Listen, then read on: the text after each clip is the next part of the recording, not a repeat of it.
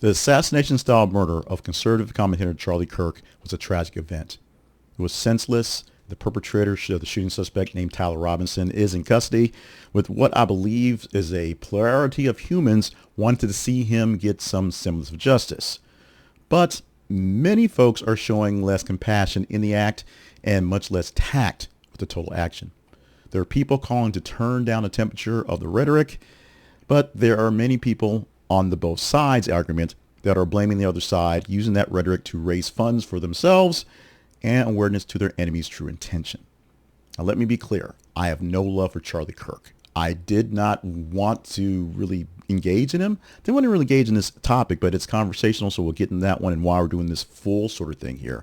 And I just don't live in his orbit. I don't watch a lot of those guys. Not much Ben Shapiro, not much Matt Walsh. Basically enough to know that they still exist, what they're saying right now, which is basically what they've been saying all along, and moving on. One person that I basically went into with this is Candace Owens, and became more of a running gag with it until it didn't. And then at some point, when the meme status just wasn't interesting enough, I gave up. I learned to stop platforming misinformation people like she was, because she spoke, and when she spoke with a sense of who we are, emphasis on who the we is, and the we she spoke of didn't include me. So why am I speaking of her when I could speak of other things? That's how I felt about Charlie Kirk. I understand what he had going on, and I envy his talent, envy his platform, and envy, of course, his ability to get things done. But not Charlie Kirk. Not a fan. Didn't watch much of his stuff. Knew where it was going on and knew a new tour was happening. Didn't realize that this tour stop was the first of this new batch. Now, this is definitely a conversational topic, so I wanted to be open at this point in time of the video and let you know that my personal thoughts on this, while detailing the moment of time we're living through, will be all through this. The Conversation Project will give you the hopefully final words on Charlie Kirk. My name is Jay Cleveland Payne. I'm the face and voice of the Conversation Project, and full disclosure, the voice of this video essay will be filled with lots of tone that is mine. And I'll do my best to point out where it's mine and not being conversational. However, I get to have conversations as well. So have a conversation with me as we talk about how the Conversation Project, which is essentially an extension of me taking into account what other people are saying, talks about this topic. I'll do my best to point out where things are in my eyes and where things are in what the people I correspond with's eyes, their opinions, their talking points, and coming from a straight and narrow perspective that is personal experience of my own. Feel free accordingly to respond and reply as you will. And with that, we're going to start with essentially Charlie Kirk. We let the words speak for themselves here, and Charlie Kirk's spoken words by him in recent years will speak for themselves. It'll add to the argument that he might not have been a disingenuous person in his talk about his actual debate. That's what we're selling right now. All he wanted was honest, open debate. But at some point in time, when you hear someone's actual ideas that they're going to debate with, you realize you're not changing their mind. You realize you're not getting them to change your mind. You realize you're not getting people outside to hear the dialogue from two different sides that are actually equal. And you realize you're wasting time. There's a difference between loving debate and loving yelling at somebody and screaming at people. Back in the day, to talk about famous folks like Tip O'Neill and Ronald Reagan, who would fight all day long in the Capitol and talk about how the Democrats and Republicans at that time wanted different things, then go have a steak, go have a drink, smoke a cigar. That happens even to this day for members in Congress and people on high levels, where people who have beefs will eventually kind of sit down together. That happens, Drake and Kendrick Lamar aren't that different. Their beef is a beef, yes, but at some point in time, they're on the same record label. They're both selling records. They should both be happy. Drake's a whole nother deal. But this is not a Drake video. We did plenty of those. This is Charlie Kirk videos. We're not dropping Drake lyrics today. We're going to drop some Kirk lyrics, if you will. It's hard to have a conversation, be it civil or social, with a person whose message is all about groups they don't like, that know they don't belong to, and how they are inferior and ignorant. I'm not going there with this today. But Charlie Kirk, he actually is.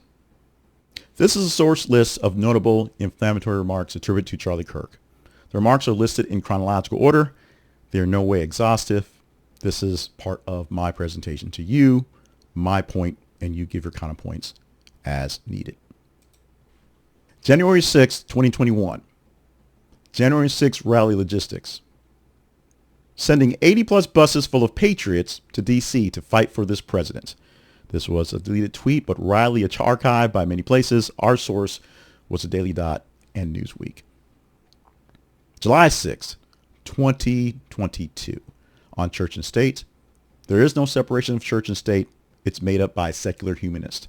From the Charlie Kirk Show, this one coming from the Guardian Roundup with references into the links out of there.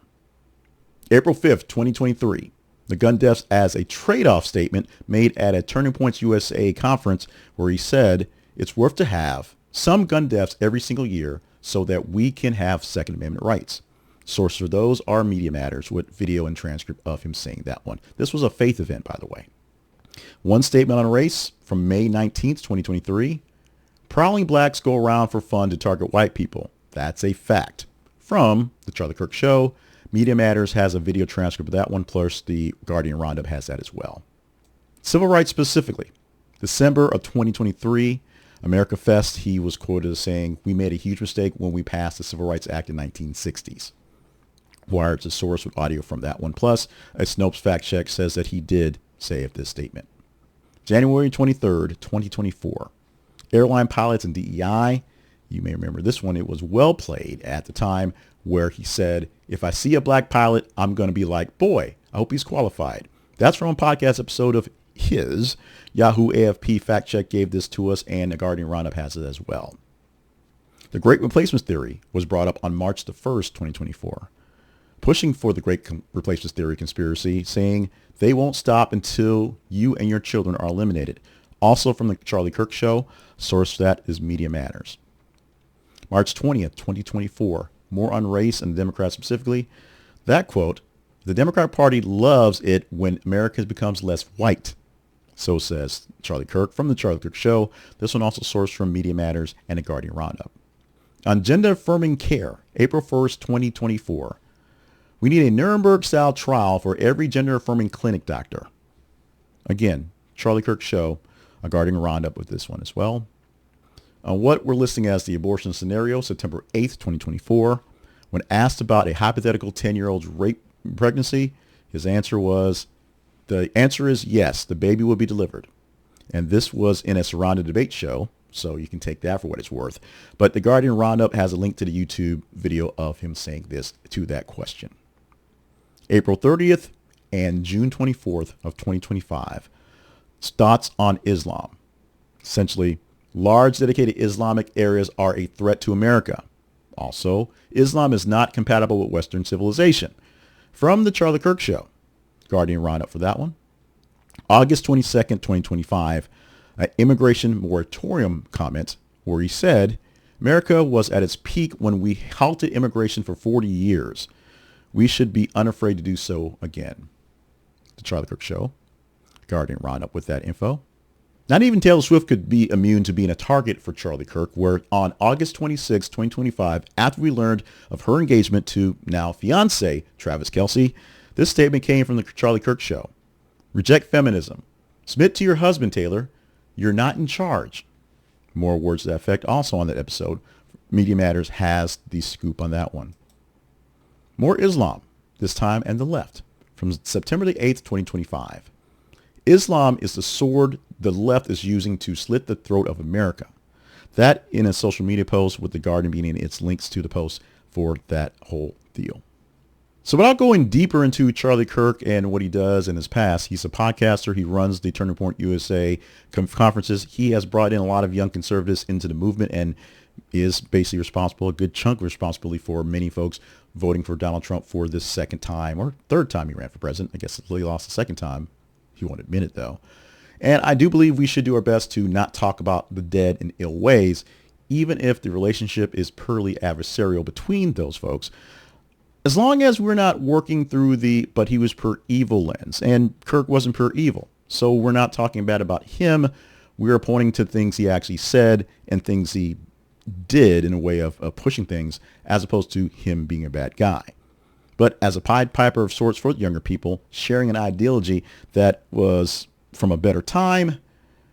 The better part is where things get kind of weird. And this is where it touches me as I touch me on purpose. If you're watching this video, you'll have an idea where we're going with this one. Better meant fewer rights and available resources for groups that were historically marginalized. It was better because people who had the deal, had the power, who had the rights, had basically all the deals, all the power, and all the rights, and the other folks didn't, which meant more rights and resources for them. And unfortunately, they didn't see what was happening on the other side. And one thing that no one can deny was that Charlie Kirk was good at what he did, getting people's attention and getting young people to buy in. It's what he gave the young people to buy in on, how that has shaped the course of our discourse and our nation itself in this time where things are extremely heated. Staking this in the ground right now, we're not going to put a picture up of Trump, but I am not a fan of Donald Trump. I, J. Cleveland Payne, do not think Donald Trump is a great person. And that doesn't mean he has not done great things. There's a lot of anecdotal things that, because of him, have been good. All the talk about that ice skating rink in New York City and trees and things that he got done are great. So most of those contractors never got paid. It doesn't mean he hasn't done great things based off personal motivations notwithstanding. And I don't know Donald Trump, so I can't say that he has a gruff exterior like many people do. I think he's a horrible person. Just from my seeing what's going on and me, having the eyeballs, I just think he's just not a good person. Separate that from the fact that he's our president. I also think he's a horrible president, and being a horrible person helps fuel that horrible presidential stuff. It's the background of him, who he is, that fuels his desires to be who he is and does those things while he's in charge of us.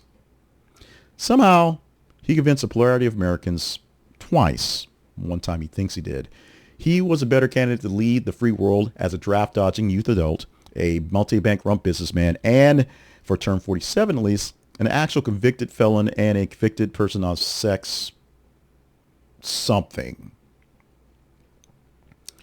Kirk spent a decade rallying young people around conservative values and was able to hand him a large swath of these electorate for 2024 and a good chunk of them for 2020 and 2016 as well, even though the results in 16 may have been a little closer and 2020 did not come out to his approval because he didn't win, although he thinks he did.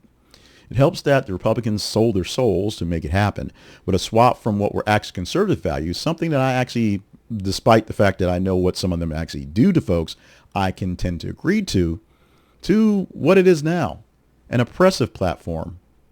And the Democrats, of course, they fall in love with bad candidates the general public can't actually accept. And in 16 and 24, respectively, the candidates may have been qualified. They were also women, and that may not be what was the thing that killed it, but they weren't likable. They weren't nice. They weren't great candidates. And it happened. 2020, it's all sort of a blur, but we get what happened in 2020 while we are where we're at now. But it is what it is for at least who we're electing, who we're bringing into things. Now, remember, for Kirk and the Turning Point USA folks, the platforms and conventions, it's all about hating the game. But you don't have to like the player or not. You just have to understand that the player is the player in the game. He took a simple message that was pre-MAGA. The ways of the past are wholesome and better for all of us. And if you live by those things, you can probably have a better life. If the world let you live by those things, we could all have a better life. The world will just get it, and then we just all fall in line, and everything would just be wonderful. He gave that to the youth. Young people took it in, and it was a theory that was meant to challenge their thought processes. Although in generations past, that thought process would be what the young people would be challenging, the past generation's ideals. But now they're saying the past generation's past ideals were actually better for us, and all the stuff that happened in between is not so great. Live with the past generation's actual things that worked. Don't focus on these things that got liberalized and all kind of crazy. It's an irony from my perspective, that the stall of progress that Generation X had, based off the baby boomers' refusal to yield to anyone else, Essentially, my generation is still trying to chip away at the power base that baby boomers will not give up to this day. And some of the economic and political chaos that came from a lot of that helped Charlie Kirk sell the message of what's old should be new again. Because I agree. More mothers and fathers living as husband and wife should allow more stable children to grow and live as mothers and fathers, living as husbands and wives for generations to come. And yes, more people falling in line with a homogeneous set of rules and regulations to believe in, not just to live by because they're there, and make it easier for all of us to fit in and move through life day by day. The problem is diversity, which isn't just a reason to bring in people who aren't qualified, people who are lesser into the group because it's nice. It's because people are different. People are very different. We, this nation, is a nation of immigrants because all the folks that actually fought this revolution, they didn't actually start out here. They all came on ships. Even my people came on ships. Mine were a bit, let's say our cruise director wasn't exactly as accommodating as your cruise director probably was. But none of us are from here.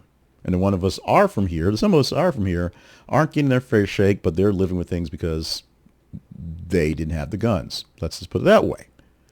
So let's be real about the idea of something that's, better, making America great again from the time we're looking at going forth. From again, you have to have a blueprint of a time, and that time wasn't actually as great as it was. Things always seem better in the future, looking towards the past with nostalgia as you remember things as 12-year-old you when you weren't paying bills and fighting wars and doing things like that. Or you're looking at things from when you didn't exist and all you see are the glitzy bits and pieces of propaganda at the time to sell things as great. And you have to go deeper into the archives to see things that weren't so great. That's how history kind of works. Let's take a sidebar for just a quick minute and talk about air conditioning. This works. Work with me. Air conditioning became a widely available thing in American homes during the 1950s. This was post-World War II because prosperity at the time made window units and later central air units affordable for houses. Until then, there wasn't even central heating. Central heating was basically a chimney in every room, and we're still using silly putty to clean the walls. Silly putty became obsolete when you stopped using it for chimney stuff, and now using for kids to transfer pictures off of newspapers, if you still get newspapers.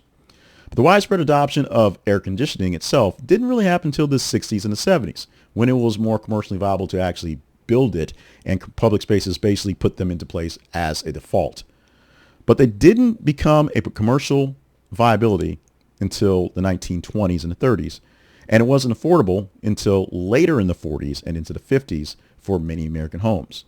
Remember, there's so many homes in America in fairly suburban areas for the time in the 60s and early 70s that still didn't have running water.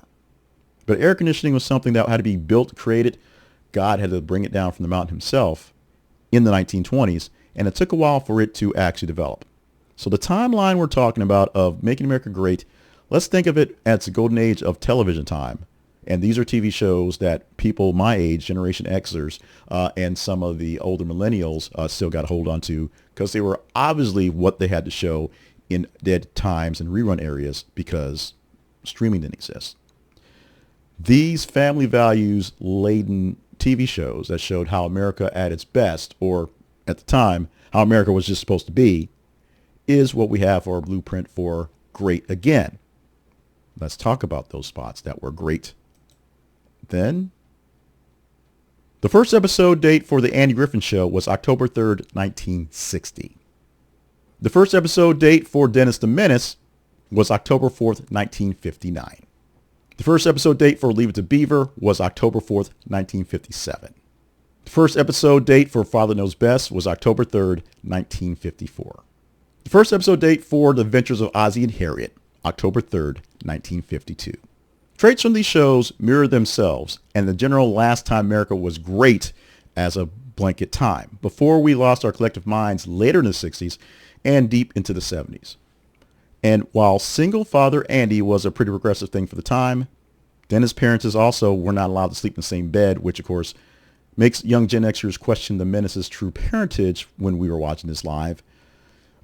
We saw this as quality television in our youth because it's what we were fed in the pockets of empty time for TV. Yes, there are Three Stooges, not exactly a great thing to watch for your childhood, and of course the Little Rascals. But what we had here in these shows like these that were on all the time were a simple message. Traditional nuclear families. A dad went to work, in these cases, to an office where no one ever knew where it was, although Andy was the sheriff, he knew where he was. Also, a mom took care of the house. In Andy Griffin's case, Aunt B came in to take care of Opie because, dad was a widower and someone had to be at home to take care of the kid. And the kids were precocious, but never truly troublesome. That all changed with TV in the late 60s and early 70s.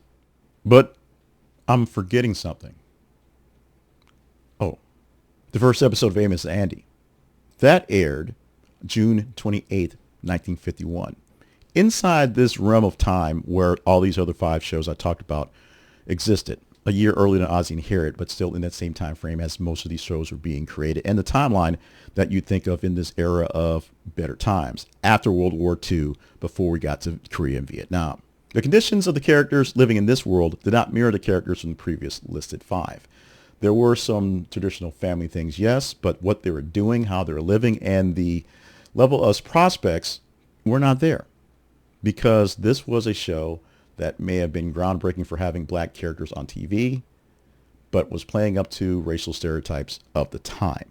And while you could say the people of the time didn't know better and got better, you actually can't. Because the people of the time probably knew better, did it anyway because they were playing up to the racial stereotypes and trying to basically make a buck off something people would come to, something that would draw in a crowd.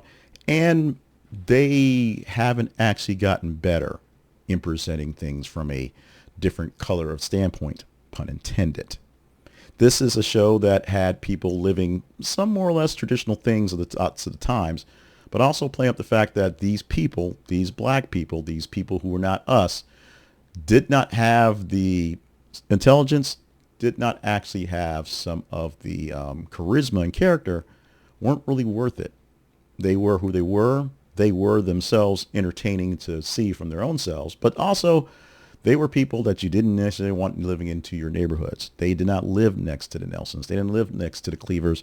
Andy had 1 or 2 black characters on the show in the entire time it was on TV. I think it was actually after it was colorized and maybe after he actually left the show. So that's what you have there. This is a pure show of what they wanted you to see. The Make America Great Again crowd are going over a era that didn't exist. Sidebar, this one, we had a candidate here in Arkansas, last name of Mayberry, who ran on a platform of Mayberry-style values, something out of the Mayberry playbook.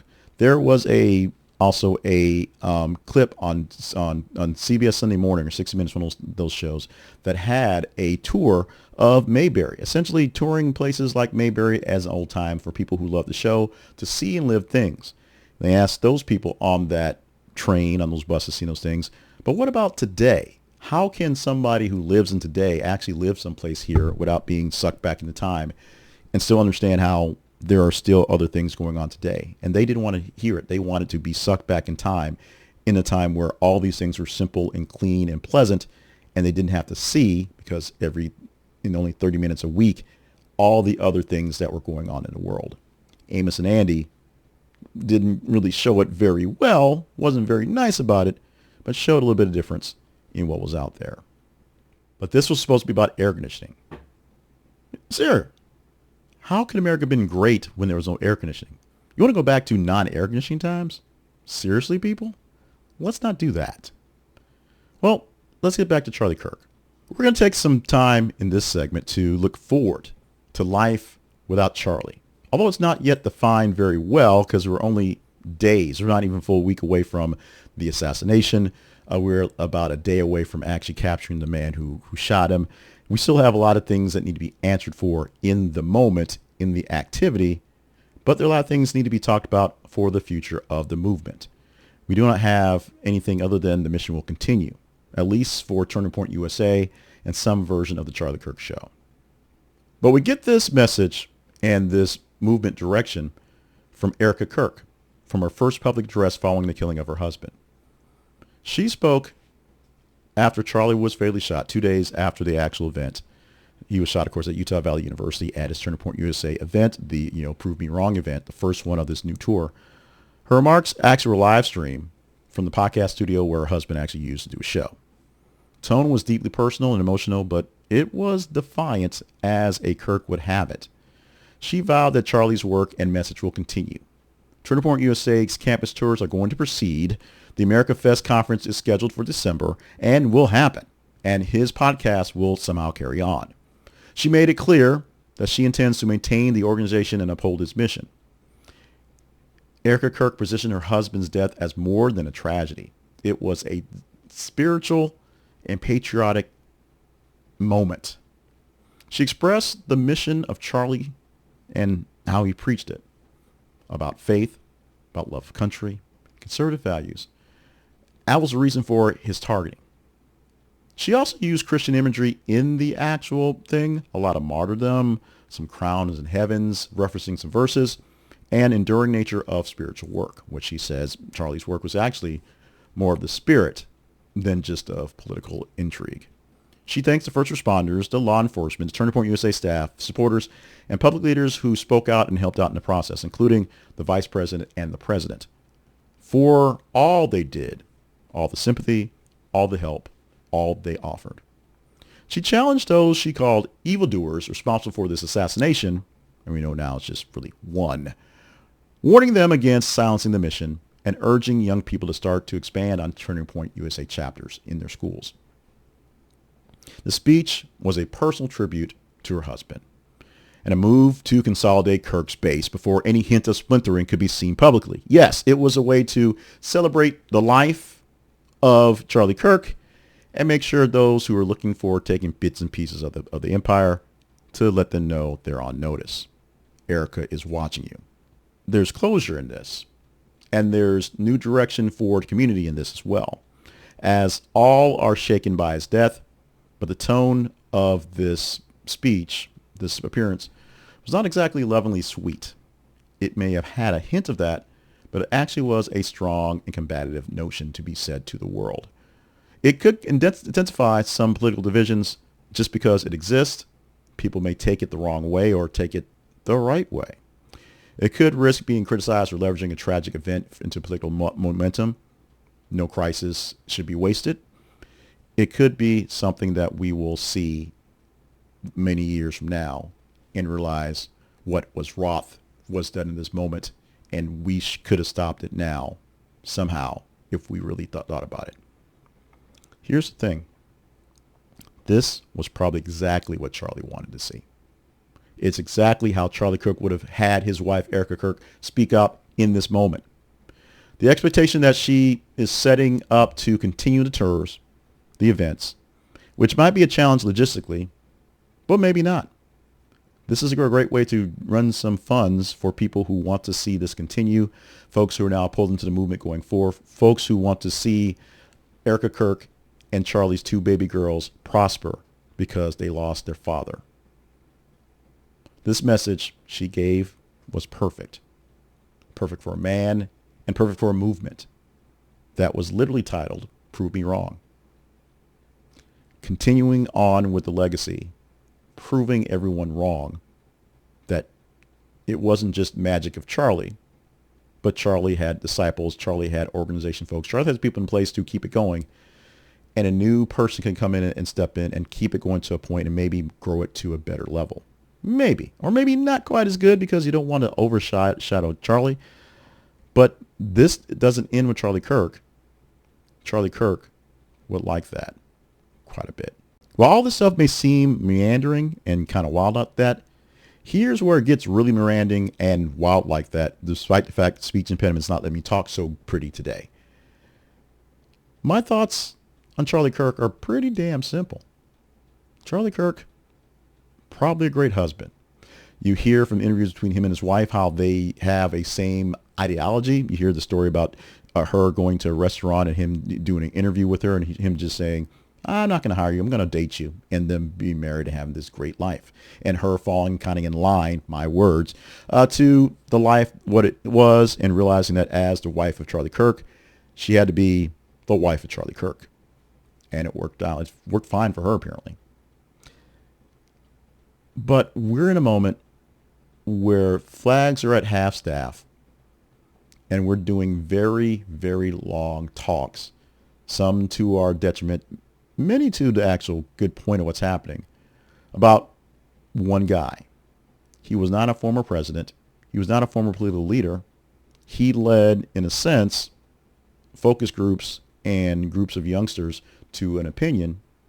He wasn't even a preacher himself in that case.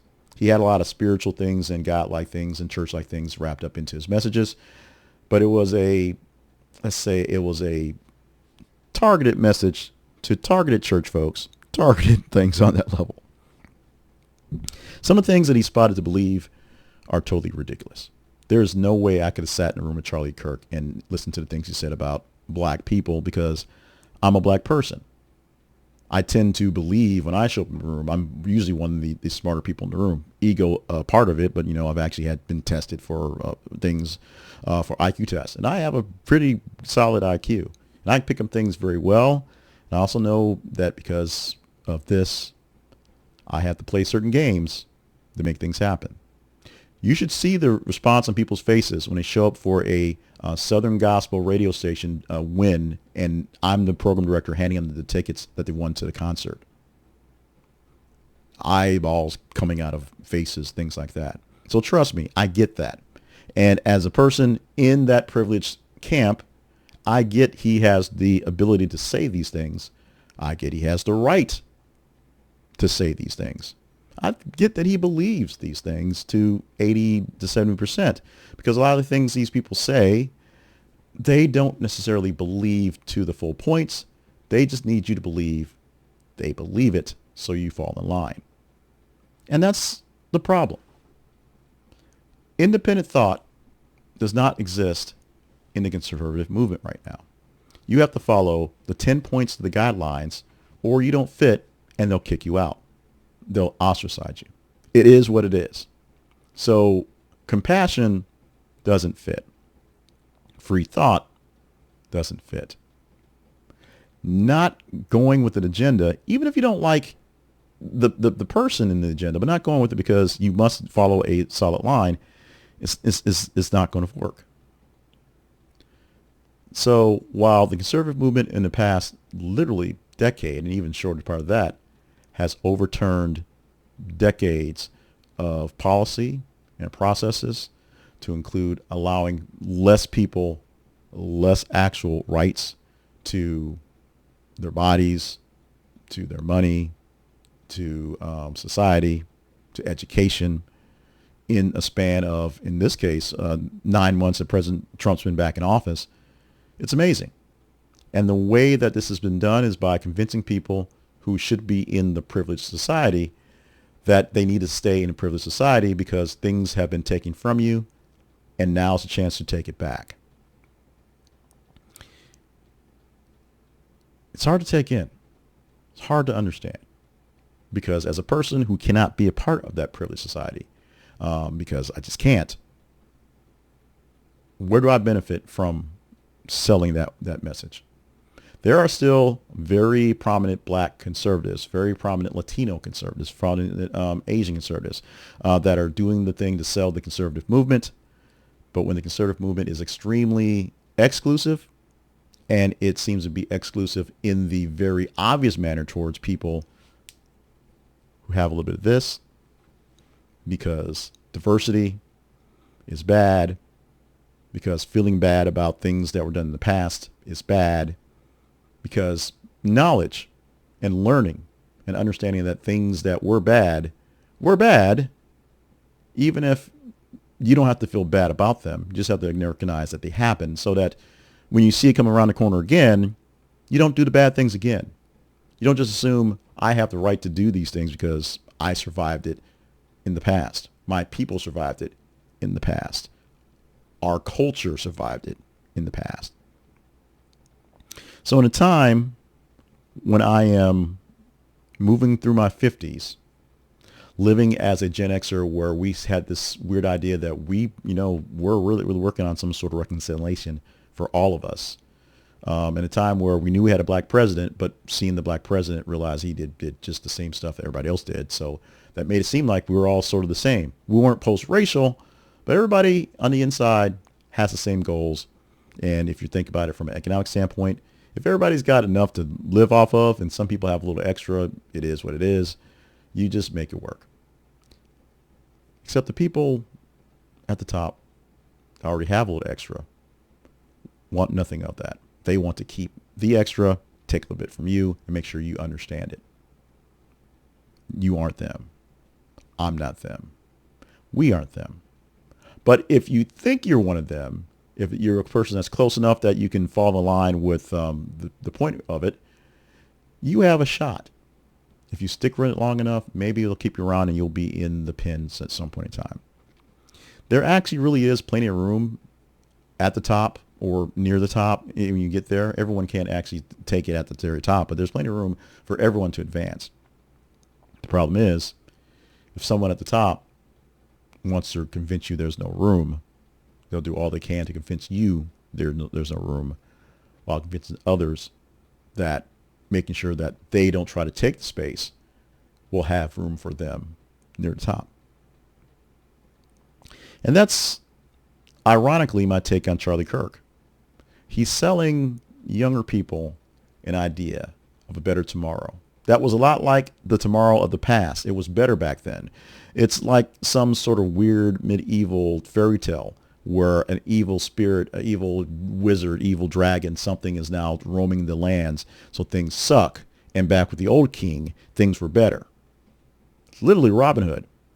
Robin Hood goes off to war, or the king goes off to war, and he gets lost in battle and doesn't come back. And so someone else takes over the kingdom, and because they are power-hungry mad, they are the Iago, they are the scars of the world, things go terrible. Except for them, because they're in charge. We should go back to the thing before. We should revolt. We should fight. We should do what we can to make things like it were before. We should do that. Okay, that's fine. What about all the people who have worked to progress to make things better now? Because now isn't all that bad. Now isn't terrible. It just is, you can't sell your message of yesterday was better if now is not all that bad and now is not that terrible. And especially if yesterday, which you're selling as a much better time, wasn't very good for all those other people who were trying to make now much better. And they don't want to go back to that slump because that's where things were not so good for them. Now that they're changing the way that slavery is being portrayed as, slaves had a good chance. Slaves had a good life. They could live off the land and free and not worry about anything but just getting work done and eating and living and all that stuff. No. And while I'm not saying Charlie Kirk was playing up those messages specifically, he's playing to a rule book that is trying to change the actual narrative that my lived experience tells me is not what's there. So I'm going to believe my lying eyes and remember the things that I have seen, I have lived through, the stories I've received from my parents, my grandparents, my elders of how things went to. And while they had a bit of a slanted lens, if you will, a bit of a edge to their vision, because the people who were doing the oppressing were obviously doing the oppressing. And so they may have some words, they may have some thoughts and feelings that don't really line up to my engagements with the same type of people now, because those people are different people. Or are they? That's sort of the point. It's a matter of seeing things as they kind of are, understanding how things can be, and realizing that there are some people who don't want things to be like they can be, because that means they lose out. And so Charlie Kirk is going to be Charlie Kirk, and his legacy is what he was. We put a ending to the book that was his live personality, but things still go on. Remember, Breitbart was founded by one dude, and one dude seemed to be the man to push things, and then when that dude died, things changed slightly. Breitbart still exists. Breitbart still thrives. Breitbart is still a nice hold for conservative ideas for people looking to live that life. This does not have Andrew Breitbart to run it anymore. Charlie Kirk cannot run Turning Points USA anymore, but he doesn't need to. It's a movement that's gone beyond him in a sense, and it's just a matter of finding a face to basically show up to be the ringleader, to be the conductor, be the ringmaster. But it's going to keep on going. Maybe his wife will run it full time as the face of it now on. Maybe one of his disciples will come into place. Maybe someone else will step into the way. Maybe they'll have a committee of young folks who will take this charge for a bit. But the course of correspondence on Charlie Kirk and his early sainthood is a bit premature, at least. Charlie Kirk said some really hurtful, really bad, really mean, really dumb things that most people should be able to say. Why would you say that thing out loud? Knowing that people believe these things in their head is one thing, but people saying out loud, cancel culture is one thing, but just being a jerk is something else. And Charlie Kirk was probably kind of a jerk. That doesn't mean he's not going to be successful. That doesn't mean he's not going to say anything that's going to move people to do great things. That just means he's kind of a jerk, and it is what it is, and you just take that in with what's left. It's something to behold. Now, one more very odd sort of sidebar, if you will. Allow me to do this. This is something that we actually reuse all the time. I've used it for a bit, not quite in a while for a conversation project, but it is going to Walt Kelly's Pogo. This is the poster that created the actual thought process that later became a part of the comic.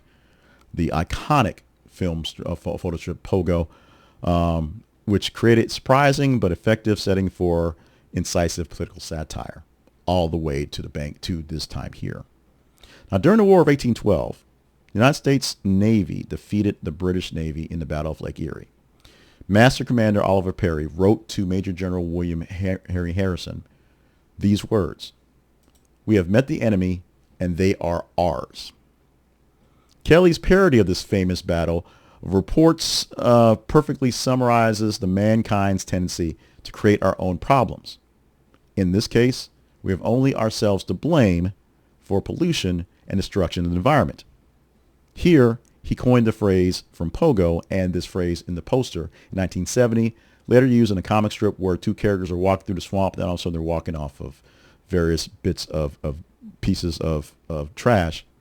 And it's simply, we have met the enemy, and he is us.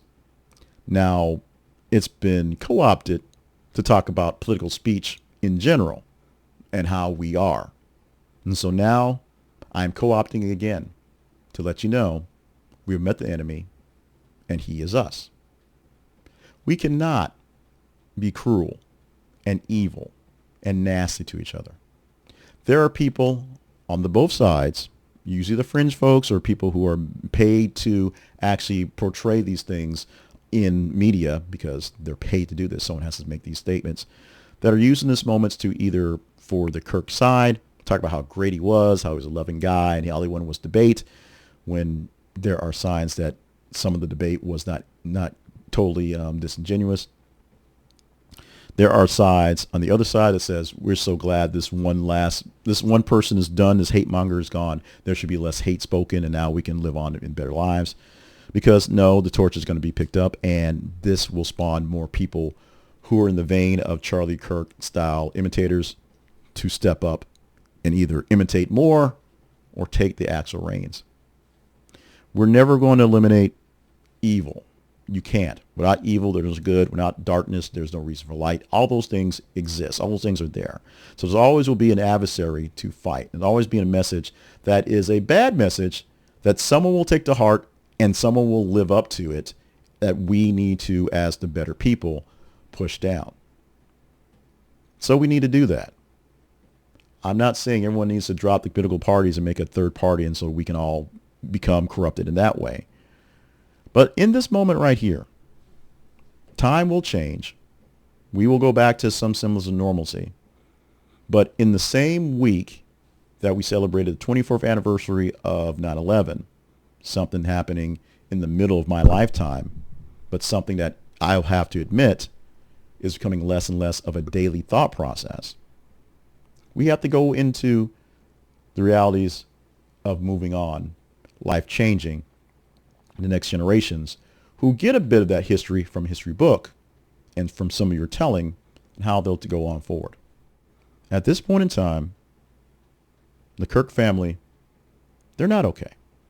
2 young children will not have their dad come home ever again. That is real. A loving wife will not have her husband to complain about not doing honeydews anymore or to hug when something good happens. That is the truth. Time will go on. Things will change. The kids will grow up, do their own things, and learn how to grow as they want to. Erica Kirk will grow up. She may remarry. She may not remarry. She may do something else. She'll be fine. She has plenty of people to keep up with her. But this is a movement. This is a sparking point in time that's going to grow into something that we may actually regret if not taken lightly.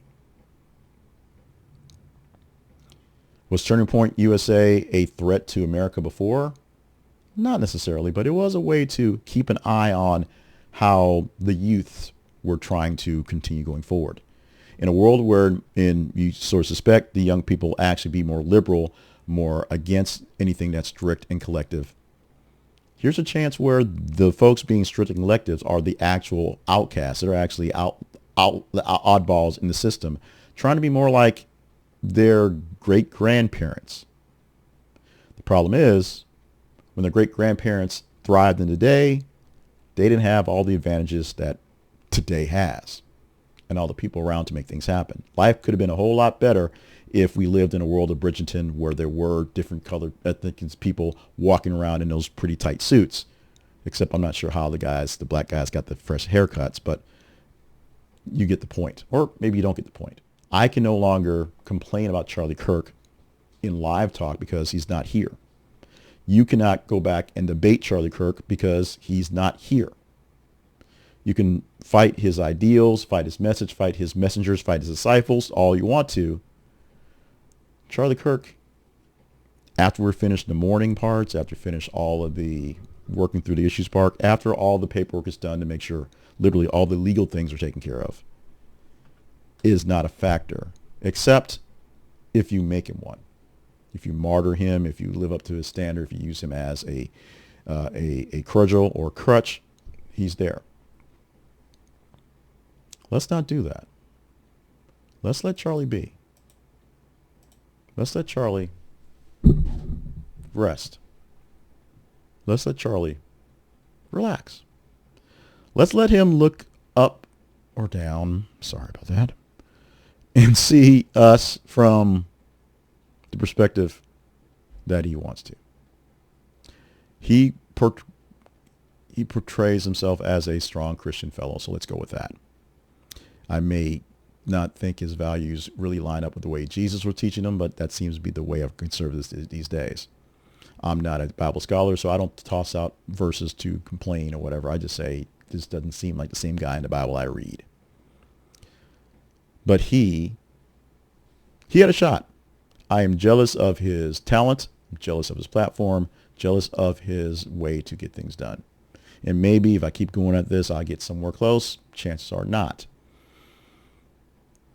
But the Conversation Project is officially done with Charlie Kirk in this sense. There's some wrap-up stuff on what Erica Kirk will say and what the group will do, and definitely what we're going to do with the shooter. There'll be lots of stuff with the shooter. But we can't fight against Charlie Kirk anymore. We can't complain about Charlie Kirk anymore. We can't do the jokes and memes on Charlie Kirk anymore because he needs to rest. Let's let him rest.